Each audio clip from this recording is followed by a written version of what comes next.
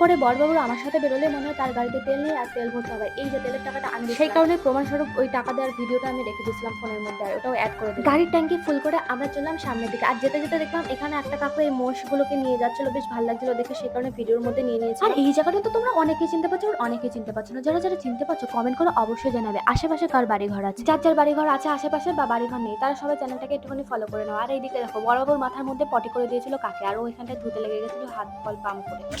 Please এদিকে madam তাকাবেন। Madam please একটু তাকাবেন ম্যাডাম, ম্যাডাম প্লিজ।